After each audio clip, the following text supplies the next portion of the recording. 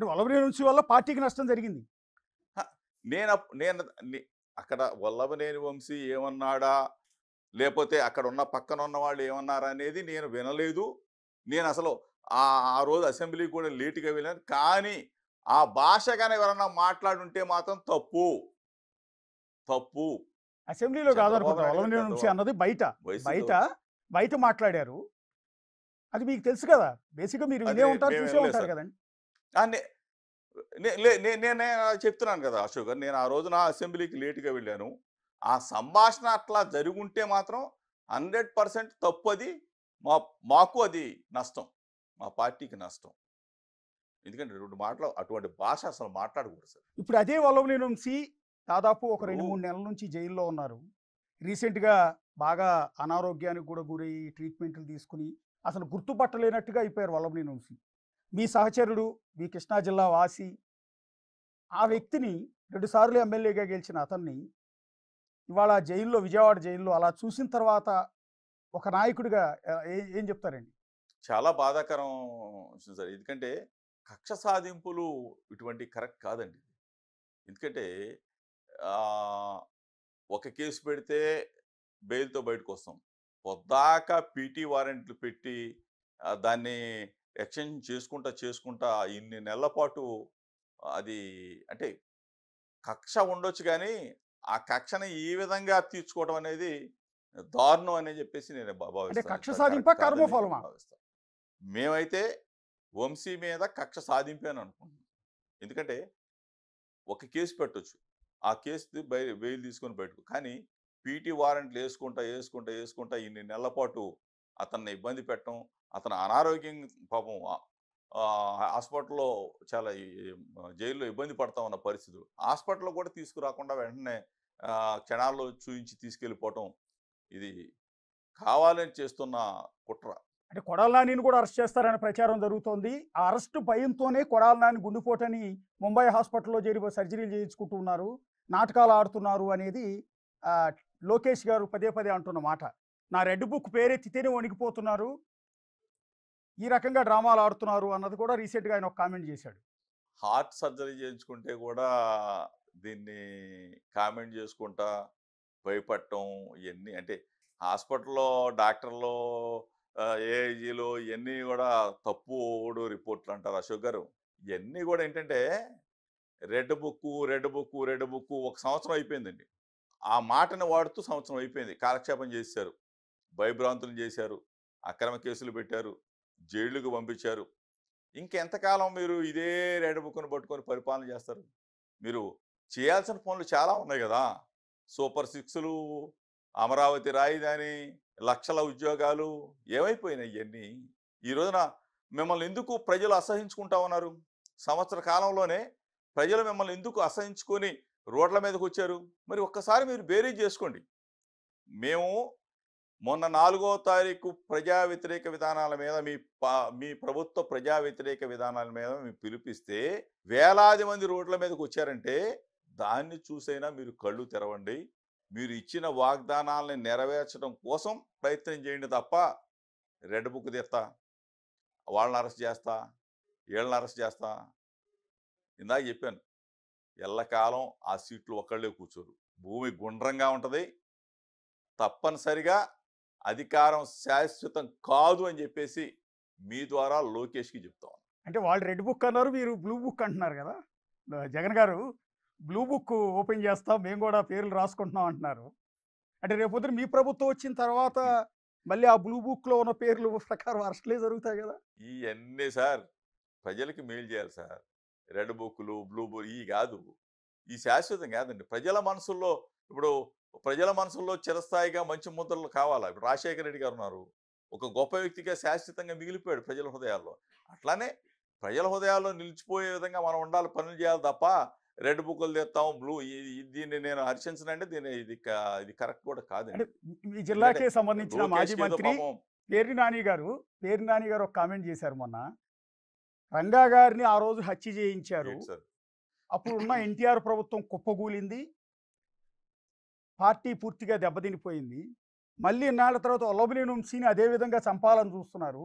వల్లభనేని వంశీకి ఏమన్నా జరిగితే, ఆయన చచ్చిపోతే తెలుగుదేశం ప్రభుత్వం ఇదే విధంగా కుప్పగూలుతుంది అని అప్పుడు రంగా గారికి ఇప్పుడు వల్లభనేని వంశీ గారికి రెండింటికి కంపేర్ చేస్తూ మాట్లాడారు. మీరు రంగా గారికి శిష్యుడు, మీరు చిన్నప్పటి నుంచి రంగా గారికి శిష్యుడు, అవును. ఆయన ఫాలోవర్.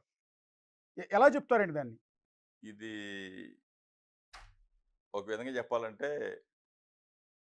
నక్కకి నాగలోకానికి ఉన్న తేడా ఉంటుంది సార్. ఇది రంగా గారిని దయచేసి, అంటే నాని మాకు మిత్రుడైనా ఒకటే చెప్తాను, రంగా గారిని కంపేర్ చేయొద్దు.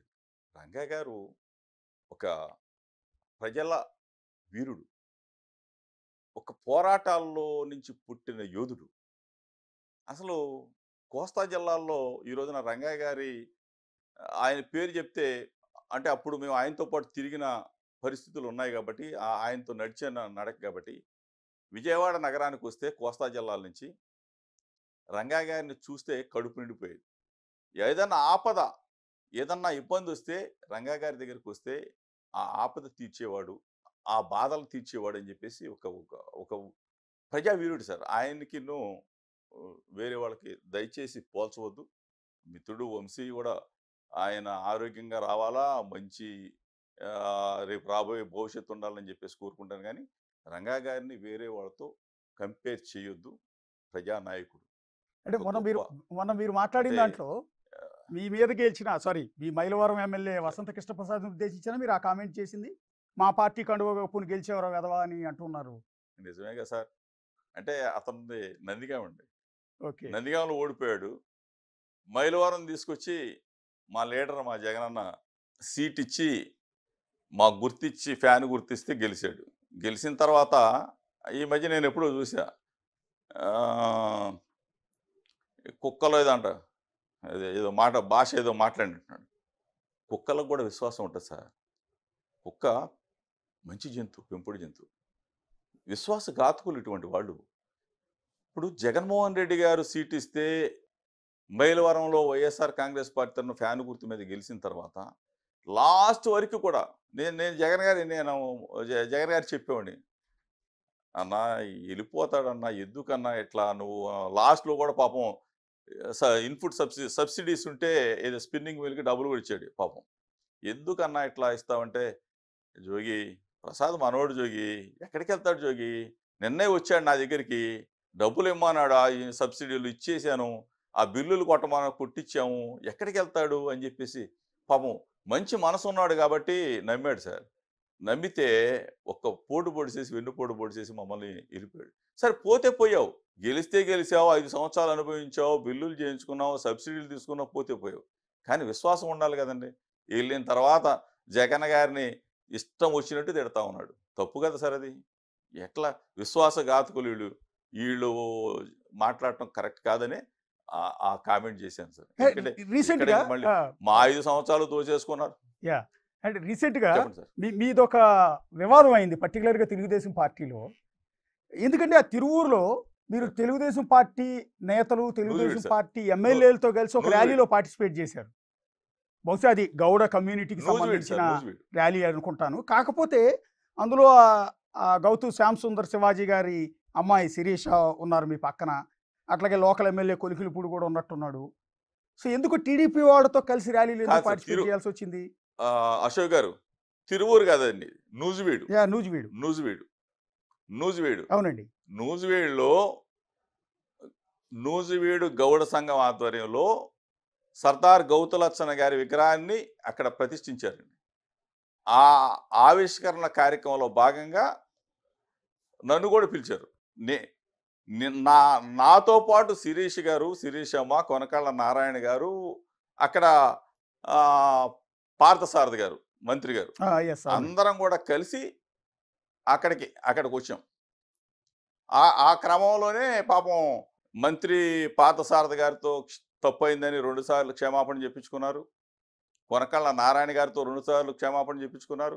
గౌతు లచ్చన్న గారి మనవరాలు పాపం విగ్రహావిష్కరణకు వచ్చిన శిరీషమ్మతో 2 సార్లు తప్పు అయిందని చెప్పించుకున్నారు. అంటే అక్కడ ఆ వేదిక మీద నేను ఒక మాట మాట్లాడా. అదే వీళ్ళకి భయం కలిగించింది. ఎందుకంటే సర్దార్ గౌతు లచ్చన్న గారి 100వ జయంతి ఉత్సవాలని ఉమ్మడి రాష్ట్రంలో హైదరాబాద్ నడిబొట్టులో రవీంద్ర భారతిలో ఆ కార్యక్రమాన్ని ఏర్పాటు చేసింది ఆనాటి ముఖ్యమంత్రి డాక్టర్ వైఎస్ రాజశేఖర రెడ్డి గారు అని చెప్పేసి నేను ఆ సభలో చెప్తే జనం అంతా కూడా హర్షధ్వానాలు చేశారు.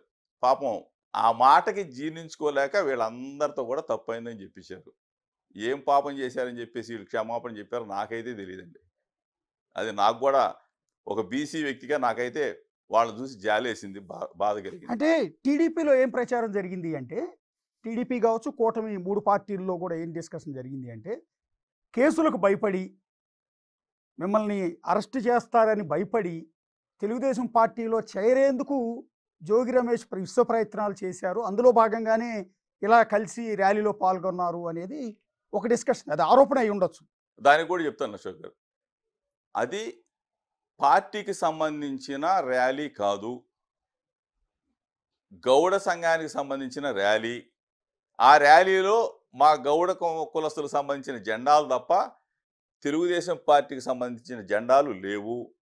ఒకవేళ నేను ఆ పార్టీలో చేరాలి అని అంటే, నేను కేసులకు భయపడాలి అంటే, ఆ రోజున నిండు సభలో రాజశేఖర రెడ్డి గారి గురించి నేను చెప్పను. రాజశేఖర రెడ్డి గారి గురించి నేను చెప్పాను కాబట్టే ఈడ ముగ్గురు చేత క్షమాపణ చెప్పించుకున్నారు. తప్పైంది ఆ కార్యక్రమంలో పాల్గొనడం అని చెప్పేసి ఆ రోజు లోకేష్ సీరియస్ అయిన మాట వాస్తవం. మీరు కూడా చూసే ఉంటారు. అంటే నేను పాల్గొంటే నాకు ఉన్న ప్రజాదరణ, అంటే నా కులంలో అవ్వచ్చు, నా సంఘంలో అవ్వచ్చు, నా బీసీ కులం, నాకున్న ప్రజాదరణ వాళ్ళకి లేదని చెప్పేసి భయపడి క్షమాపణ చెప్పించుకున్నారు. నాకైతే తెలియదు.